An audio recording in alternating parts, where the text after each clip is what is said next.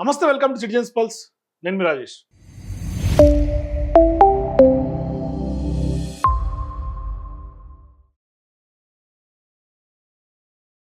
తెలంగాణ ముఖ్యమంత్రిగా ఉన్నటువంటి రేవంత్ రెడ్డి, ఆయన భాష, వ్యవహార శైలి, ఆయన చేస్తున్నటువంటి వ్యాఖ్యలు, ఆయన ముఖ్యమంత్రి అయిన తొలి రోజు నుంచే ఇప్పటి వరకు తీవ్రమైనటువంటి దుమారం ఏదో సందర్భంగా జరుగుతూనే ఉంటుంది.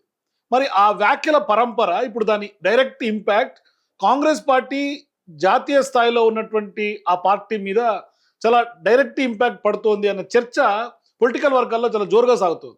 ఇప్పుడు చూడండి, అమెరికాకు సంబంధించినటువంటి పర్యటన కేంద్రం రద్దు చేస్తే దాని మీద కాంగ్రెస్ పార్టీకి డైరెక్ట్ ఇంపాక్ట్ ఇవాళ. ఎందుకంటే ముఖ్యమంత్రిగా ఉండి తెలంగాణ ప్రజానీకానికి ఆయన ప్రతినిధిగా ఉన్నటువంటి వ్యక్తి పాకిస్తాన్కి సంబంధించినటువంటి సింపథైజర్గా ఉన్నటువంటి న్యూయార్క్ మేయర్ని కలవబోతున్నారనే బ్లాస్ట్ జాతీయ స్థాయి మీడియా మాట్లాడుతుంది. ఇవాళ మనం మాట్లాడాల్సినటువంటి అవసరం లేదు.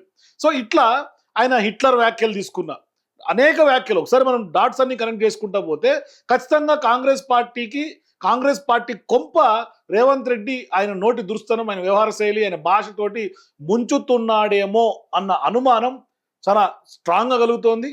దానికి బేస్ ఏంటంటే ఆయన చేసినటువంటి ఈ మధ్య కాలంలో అనేక సందర్భాల్లో వ్యాఖ్యలు. ఇవాళ రీసెంట్ టైమ్స్లో చూసుకుంటే మొన్నటికి మొన్న భారత క్రికెటర్గా ఉండి ఎంతో ప్రావీణ్యంగా భారత ఖ్యాతిని పెంచుతున్నటువంటి క్రికెటర్గా ఉన్నటువంటి మొహమ్మద్ సిరాజ్ విషయంలో 10th ఫెయిల్ అంటూ కూడా ఆయన చేసినటువంటి వ్యాఖ్యలు మనం ఈ సందర్భంగా గుర్తు చేసుకోవాలి. ఇక అట్లాగే జాతీయ స్థాయిలో జంజీ ఉద్యమం ఒకవైపు జరుగుతూ ఉంటే, జంజీకి రాహుల్ గాంధీ పట్టం కడతా ఉంటే, ఒకవైపు ఈయన కూడా రాహుల్ గాంధీ గుడ్ లుక్స్లో పడేందుకు ఒకవైపు ఏమంటాడు, జంజీని పార్లమెంటుకు పంపించాలి, చట్టసభల్లోకి పంపించాలి, వయసు పెంచాలి అంటాడు, 21కే మనం పోటీ చేసే అర్హతను తగ్గించాలి అంటాడు. కానీ సీన్ కట్ చేస్తే ఇవాళ నిరుద్యోగ యువతతో ఏమంటాడు, ఎండ్రిన్ దాకా చచ్చిపోవాలి అంటాడు. ఇటువంటి వ్యాఖ్యలు ఇవాళ కాంగ్రెస్ పార్టీని చాలా సీరియస్గానే ఇరికిస్తున్నాయి, ఇరకాటంలో పెడుతున్నాయి. ఇవాళ హైకమాండ్ పెద్దలు కూడా తలలు పట్టుకుంటున్నటువంటి సందర్భాలు తీసుకొస్తూ ఉన్నాయి. హిట్లర్ వ్యాఖ్యల నుంచి మొదలు పెట్టుకుంటే ఇప్పటి వరకు ఇవాళ జాతీయ స్థాయిలో అనేక మీడియా సంస్థలు కూడా బిగ్ డిబేట్ జరుగుతోంది రేవంత్ రెడ్డి గారు చేస్తున్నటువంటి వ్యాఖ్యల మీద. అంటే ముఖ్యమంత్రి స్థాయిలో ఆ హోదాలో ఉన్నటువంటి రేవంత్ రెడ్డి గారు తరచూ ఇటువంటి కాంట్రవర్షియల్ స్టేట్మెంట్స్ చేయటం కాంగ్రెస్ పార్టీ ఇవాళ ఇరకాటంలో పడుతోంది అన్న అసహనం ఇవాళ కాంగ్రెస్ పార్టీ హైకమాండ్ స్పష్టంగా వ్యక్తం చేస్తోంది. మనం ఢిల్లీలో ఉన్నటువంటి కొంతమంది పెద్దలతో మాట్లాడితే వాళ్ళు అదే చెప్తున్నారు, అనవసరంగా రేవంత్ రెడ్డి గారు కాంగ్రెస్ పార్టీ నిరికిస్తున్నారు, దీని వెనకాల టార్గెట్ ఏమై ఉంటుంది అనే చర్చ కూడా ఇంటర్నల్గా పార్టీలో జరుగుతోంది. సో ఇవాళ రేవంత్ రెడ్డి గారు మాట్లాడితే ఢిల్లీలో ఏం మాట్లాడినా ముందు అసలు మీ యొక్క ముఖ్యమంత్రి రేవంత్ రెడ్డి గారిని అదుపులో పెట్టుకోండి అని ఢిల్లీ స్థాయిలో ఇవాళ కాంగ్రెస్ పార్టీ హైకమాండ్ పెద్దలుగా ఉన్నటువంటి రాహుల్ గాంధీ, సోనియా గాంధీ, మల్లికార్జున ఖర్గే ఇటువంటి వాళ్ళను ప్రత్యర్థులు ఎవరైతే బీజేపీ పార్టీ నాయకులు ఉంటారో ఆ యొక్క నాయకత్వం కౌంటర్లు వేస్తున్నటువంటి పరిస్థితి. అంటే ఆ కౌంటర్లకు మీరు నోరు మెదపకుండా మౌనంగా ఉండాల్సినటువంటి స్టేజ్లోకి వీళ్ళు నెట్టబడతా ఉన్నారు. ఫర్ ఎగ్జాంపుల్ తీసుకోండి, జూబ్లీ హిల్స్ ఉప ఎన్నికలు. ఆ ఉప ఎన్నికల సమయంలో ముస్లిమ్స్ అంటే కాంగ్రెస్, కాంగ్రెస్ అంటే ముస్లిమ్స్ అని కూడా వ్యాఖ్యలు చేసి నాలుగు గడుచుకున్నటువంటి పరిస్థితి. సరిగ్గా కొన్ని నెలలకే ఇప్పుడు మళ్ళీ సిరాజ్ను 10th ఫెయిల్ అయినా కూడా నేను కొంత ఆయన డిఎస్పీ చేశానని ఆయన చిన్న చూపు చూసేలాగా, అవమానించేలాగా, అవహేళనగా మాట్లాడినటువంటి మాటలు డైరెక్ట్గా ఇవాళ హైకమాండ్ చాలా సీరియస్గా ఉన్నట్టుగా కూడా సమాచారం అంతా ఉంది. మరొకవైపు ఏంటి, జంతర్ మంతర్ వద్ద నిరసన తెలుపుతున్నటువంటి విద్యార్థులకు సంబంధించినటువంటి అక్కడ అతిథి పాత్రలో ఉన్నటువంటి రాహుల్ గాంధీ ఆయన ఒకవైపు మద్దతు ఇస్తూ ఉంటే ఆ ఉద్యమానికి, ఇక్కడ రేవంత్ రెడ్డి నిరుద్యోగుల్ని ఎండ్రిన్ తాగమని చెప్పినటువంటి నేపథ్యం. అంటే ఇంకా ఇంకా ఇంకా పెద్ద మాట ఏంటంటే, ఇంజనీర్లు చదివినటువంటి వాళ్ళకి కూడా అప్లికేషన్ ఫిల్అప్ చేయడం రాదు, వాళ్ళంతా కూడా వాళ్ళ చదువు అంతా క్రిమినల్ వేస్ట్ అంటూ చేసినటువంటి వ్యాఖ్యలు కూడా చాలా అసంతృప్తి, పబ్లిక్ నుంచి రివోల్ట్. ఇవాళ పాలిటెక్నిక్ విద్యార్థులు మాట్లాడుతున్నారు, మీకు అసలు మాట్లాడటమే రాదు, మీకు చదవటం రాదు, రాయటం రాదు, మీరు మమ్మల్ని అంటారా అని చిన్న చిన్న పిల్లలు ఇవాళ రేవంత్ రెడ్డి గారిని పొట్టు వేసుకుంటున్నటువంటి పరిస్థితి. ఇక అన్నిటికంటే ముఖ్యమైనది, రాజకీయంగా తీవ్రమైనటువంటి దుమారం రేపింది హైడ్రా విషయంలో హిట్లర్ అని ఏదైతే ఇన్స్పిరేషన్ తీసుకున్నానని చెప్పినటువంటి వ్యాఖ్యలు ఒకటైతే, తర్వాత బిహార్ డిఎన్ఏ గురించి రేవంత్ రెడ్డి చేసినటువంటి వివాదాస్పద వ్యాఖ్యలు జాతీయ స్థాయిలో బిగ్ డిబేట్కి దారితీసినాయి. దాని విషయంలో ప్రశాంత్ కిషోర్ మనందరికీ తెలుసు, ఎవరు పొలిటికల్ స్ట్రాటజిస్ట్, ఆయన చాలా సీరియస్గా వ్యక్తిగతంగా దాన్ని తీసుకున్న వ్యాఖ్యల్ని వచ్చే ఎన్నికల్లో తెలంగాణలో కాంగ్రెస్ పార్టీని ఖచ్చితంగా ఓడించి తీరుతారని ఆయన అగ్లీ బార్ హిసాబ్ కరేంగే అని కూడా తీవ్ర ఆగ్రహం వ్యక్తం చేసినటువంటి పరిస్థితి కూడా ఉంది. మీరు వినండి ఒకసారి వ్యాఖ్యలు. ये रेवंत रेड्डी और जो लोग हैं, इन लोगों ने जो बिहार के लोगों के लिए कहा है, भगवान ने टाइम दिया तो इन लोगों से हिसाब वहां पर किया जाएगा। आप तो उनके एडवाइजर रह चुके हैं। नहीं, रेवंत रेड्डी को क्या, स्टालिन का रहे हैं, तो लेकिन जो आदमी बिहार के लोगों को गाली देगा उसको एडवाइज नहीं करेगा, उसके बाद उनका हिसाब अगली बार करेंगे। సో ఇట్లా విన్నారు కదా ప్రశాంత్ కిషోర్ ఏం మాట్లాడాడు. కాబట్టి తెలంగాణలో కాంగ్రెస్ పార్టీని ఓడించి తీరుతామని సవాల్ చేశాడు ప్రశాంత్ కిషోర్. ఖచ్చితంగా నెక్స్ట్ టైం ఇవాళ రేవంత్ రెడ్డి గారి ఓటమిని ప్రజలు కాదు, ప్రశాంత్ కిషోర్ కూడా దగ్గర నుండి డైరెక్ట్గా రంగంలోకి దిగుతానని ఆయన స్పష్టంగా చెప్పాడు. ఆయన ఇప్పుడు ఎమ్మెల్యే కూడా ఉప ఎన్నికల్లో మనం గెలిచారు. సుదీర్ఘంగా 30 ఏళ్ల పాటు వరుసగా గెలిచినటువంటి బీజేపీ స్థానాన్ని కూడా బీహార్లో ఆయన ఖాతాలో వేసుకున్నారు. కాబట్టి ఇటువంటివన్నీ వ్యవహారంలో హైకమాండ్ కూడా చాలా తీవ్రంగా ఆగ్రహంతో ఉంది అనే విషయాన్ని కూడా మనకు అర్థమవుతుంది. అయితే ఇప్పుడు 2023 ఎన్నికల ముందు రేవంత్ రెడ్డి చేసినటువంటి వ్యాఖ్యలు అప్పట్లో కాంగ్రెస్ పార్టీ శ్రేణులకు కూడా కొంత ఊపునిచ్చిన, ముఖ్యమంత్రి అయిన తర్వాత కూడా అదే స్థాయిలో ప్రతిపక్షాలను కార్నర్ చేయటం, లేకుంటే దిగజారే మాటలు మాట్లాడటం, అందరినీ అవమానించేలాగా మాట్లాడటం, తెలంగాణలో కాంగ్రెస్ పార్టీ భవిష్యత్తును కొంత అంధకారంలోకి నెట్టేలాగా ఇవాళ అధిష్టానంతో కాంగ్రెస్ పార్టీ ఒరిజినల్ నాయకులు ఇవాళ మొరపెట్టుకుంటున్నటువంటి పరిస్థితి, సీనియర్ కాంగ్రెస్ పార్టీ నాయకులందరూ కూడా తిరగబడుతున్నటువంటి నేపథ్యం. మరోవైపు ముఖ్యమంత్రి చేస్తున్నటువంటి పనులకు, చెప్తున్నటువంటి మాటలకి పొంతన లేకపోయినటువంటి వ్యవహారాన్ని కూడా అనేక మంది కాంగ్రెస్ పార్టీ ఎమ్మెల్యేలు ఇవాళ క్వశ్చన్ చేస్తా ఉన్నారు. ఇవాళ మంత్రులు ఎవరు కూడా మాట్లాడనటువంటి నేపథ్యం ఉంది. ముఖ్యమంత్రి హోదాకి ఇచ్చే కనీస గౌరవం, ఆ పదవికి ఉండే హుందాతనం కూడా ఏమాత్రం నిలబెట్టుకోవడం లేదన్న విమర్శలు ఇవాళ పొలిటికల్ సర్కిల్స్ షేక్ చేస్తా ఉన్నాయి. కాంగ్రెస్ పార్టీ నిరకాటంలో నెడుతూ ఉన్నాయి. మరోవైపు రేవంత్ రెడ్డి గారికి సంబంధించినటువంటి ప్రవర్తనను, అనాలోచిత నిర్ణయాలు, మరీ ముఖ్యంగా చెప్పాలంటే హైడ్రా విషయం తీసుకున్నా, లేదంటే కనుక 22A సంబంధించినటువంటి అంశమైనా, లేకుంటే ఇవాళ జియో నెంబర్ 97 పాలిటెక్నిక్ సంబంధించినటువంటి విద్యార్థుల అంశం తీసుకున్నా, ఇట్లా డే 1 నుంచి ఆయన ఏ నిర్ణయం తీసుకున్నా అన్ని ఉల్టా అవుతున్నటువంటి పరిస్థితి. అంటే అనాలోచితంగా తీసుకుంటున్నటువంటి నిర్ణయాలు, అంటే ఎగ్జిక్యూషన్ చేస్తే ఎటువంటి పరిస్థితులు వస్తాయి అని ఆలోచన లేకుండా అనాలోచితంగా తీసుకున్నటువంటి నిర్ణయాలు ప్రధాన ప్రతిపక్షమైనటువంటి బీఆర్ఎస్ పార్టీకి కొంత అనుకూలంగా మారే పరిస్థితికి వచ్చింది. అంటే ప్రజల్లోకి దాన్ని విజయవంతంగా బీఆర్ఎస్ పార్టీ తీసుకెళ్తోంది. స్పష్టంగా వీళ్ళు వైఫల్యాలని ఖచ్చితంగా ప్రజల్లోకి బలంగా తీసుకెళ్తుంది.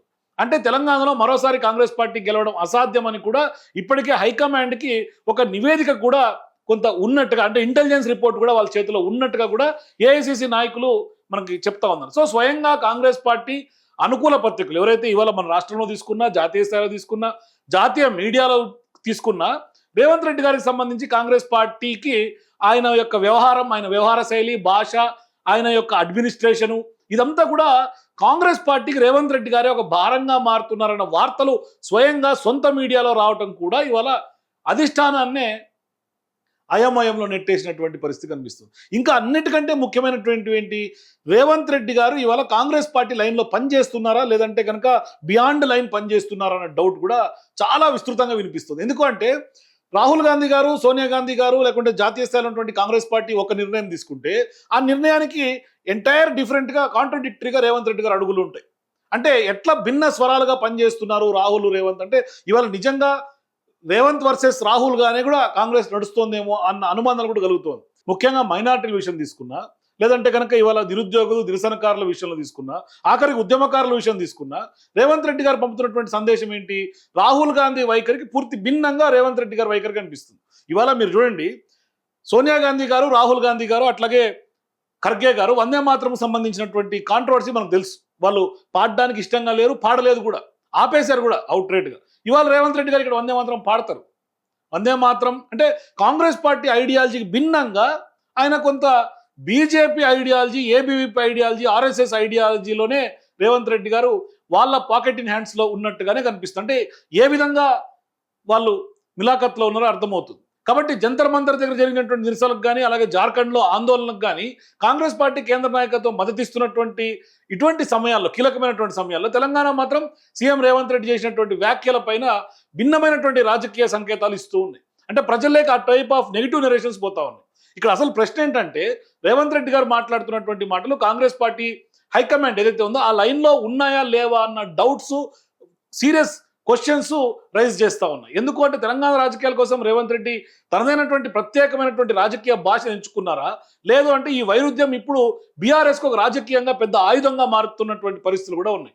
ఎందుకంటే పదే పదే కేటీఆర్ని, హరీష్ రావుని, ఈ అంశాలను పదే పదే తెరపైకి తీసుకొస్తున్నటువంటి నేపథ్యంలో కాంగ్రెస్లో రాష్ట్ర నాయకత్వం అట్లాగే కేంద్ర నాయకత్వం మధ్య ఒక పూర్తిగా ఒక సందేశం మరింత బలపడుతోంది, ఇటువంటి సందేశాలు. సో ఇప్పుడు బీఆర్ఎస్ పార్టీ ఏంటి, ప్రజల్లోకి బలంగా కాంగ్రెస్ పార్టీ వైఫల్యాలను తీసుకెళ్లగలుగుతుంది. మరీ ముఖ్యంగా మాజీ ముఖ్యమంత్రి కేసీఆర్ గారు ప్రజా జీవితానికి కొంత దూరంగా ఉన్నప్పటికీ, కాంగ్రెస్ పార్టీ పదే పదే ఇటువంటి విమర్శలు చేస్తున్నప్పటికీ, బీఆర్ఎస్ని సక్సెస్ఫుల్గా కేటీఆర్, హరీష్ రావులు మాత్రం కాంగ్రెస్ పార్టీ పైన దూకుడు పెంచుతున్నారు. వాళ్ళని పూర్తి స్థాయిలో ప్రజల పక్షాన్ని నిలబడుతున్నారు. వాళ్ళ దిశగా కొట్లాడుతూ ఉన్నారు. ముఖ్యంగా గత 4 నెలలుగా సీఎం రేవంత్ రెడ్డి గారు చేస్తున్నటువంటి వరుస వ్యాఖ్యలను బీఆర్ఎస్ పార్టీ సోషల్ మీడియా విభాగం కూడా కొంత పూర్తి స్థాయిలో ఒక అస్త్రాలుగా మార్చుకొని ప్రజల్లోకి విస్తృతంగా తీసుకెళ్లగలిగినాయి. ఎందుకు? అందుకనే మీరు చూడండి, కాంగ్రెస్ పార్టీలో అంతర్గత కొట్లాటలు, కాంగ్రెస్ పార్టీలో విభేదాలు, వర్గపోరు, అది ఒక రకంగా బీఆర్ఎస్ పార్టీకో లేకుంటే రాష్ట్రంలో ఉన్నటువంటి ఇతర రాజకీయ పార్టీలకు అనుకూలంగా మారే అవకాశాలు ఉన్నాయి. మరీ ముఖ్యంగా ఒకసారి మనం గతంలో ఈ సందర్భంగా కేసీఆర్ గారు మాట్లాడినటువంటి వ్యాఖ్యలను కూడా గుర్తు చేయాలి. నేను 100% నాకున్న అనుభవంతో చెప్తా ఉన్నా, మనం ఏం పెద్ద గొడవలు బట్టి కొట్టేది లేదు, గడపలు బట్టి తగ్గేది లేదు. పార్టీని పెట్టుకొని ఉంటే చాలు, టార్చ్ లైట్ పెట్టుకొని ఉరుకెత్తారు మళ్ళీ మన దగ్గరికి. ఎక్కడికి పోతే నాయన ఆటోమేటిక్గా జరుగుతుంది. సో ఇవాళ ఆ పరిస్థితులు లేవా? ఖచ్చితంగా ఆ పరిస్థితులే ఉన్నాయి. ఇవాళ తెలంగాణలో ఉన్నటువంటి ప్రజానికం టార్చ్ లైట్లు పెట్టి ఎత్తుక్కునే పరిస్థితి నిజంగా ఉంది. ఇవాళ కేసీఆర్ గారు ఆ రోజు ఏం మాట్లాడారో అదే వాస్తవం అవుతా ఉంది. ఇవాళ బీఆర్ఎస్ పార్టీకి సంబంధించినటువంటి నాయకత్వం హరీష్ రావు గారు కానీ, కేటీఆర్ గారు కానీ, ఇద్దరు కూడా చాలా బలంగా ప్రజల్లోకి వెళ్ళటం, బలంగా రేవంత్ రెడ్డి గారి వ్యాఖ్యల్ని, అట్లాగే రేవంత్ రెడ్డి గారికి సంబంధించినటువంటి వైఫల్యాలని ప్రజల్లోకి తీసుకెళ్ళడం, ఇదంతా కూడా చూస్తూ ఉంటే ఖచ్చితంగా రానున్నటువంటి రోజుల్లో భవిష్యత్తులో కాంగ్రెస్ పార్టీ మొత్తం రేవంత్ రెడ్డి గారిని నమ్ముకొని మునిగిపోయే ప్రమాదం ఖచ్చితంగా కొట్టొచ్చినట్టు కనపడతా ఉంది. సో మొత్తంగా చూస్తే రేవంత్ రెడ్డి గారి వ్యవహార శైలి ఏ విధంగా కాంగ్రెస్ పార్టీకి భారంగా మారిందో, అట్ ద సేమ్ టైం తెలంగాణలో కేసీఆర్ గారు పెద్దగా బయటికి రాకపోయినా, పొలిటికల్గా చాలా సీరియస్ మూవ్స్ ఆయన వేయకపోయినా, కేటీఆర్, హరీష్ రావు ఎవరైతే గ్రౌండ్ లెవెల్లో ఇవాళ ప్రజల తరఫున కొట్లాడుతూ బలంగా నెరేషన్ని పబ్లిక్లోకి తీసుకెళ్తున్నారో, ఫెయిల్యూర్స్ని ఏ విధంగా అయితే క్వశ్చన్ చేస్తున్నారో, ఇవాళ రేవంత్ వ్యాఖ్యలను ఖచ్చితంగా అస్త్రాలుగా మార్చుకొని ఖచ్చితంగా కాంగ్రెస్ పార్టీకి సంబంధించినటువంటి యొక్క రాజకీయ దాడిని మరింత తీవ్రం చేసే అవకాశాలు మున్ముందు ఇంకా స్పష్టంగా కనిపిస్తూ ఉన్నాయి. కాబట్టి మీరు కూడా రేవంత్ రెడ్డి గారు ఏ విధంగా కాంగ్రెస్ పార్టీకి సంబంధించినటువంటి భారంగా మారుతున్నాడో మీ అభిప్రాయాల కింద కామెంట్స్ చెప్పండి. For more videos please watch citizens pulse.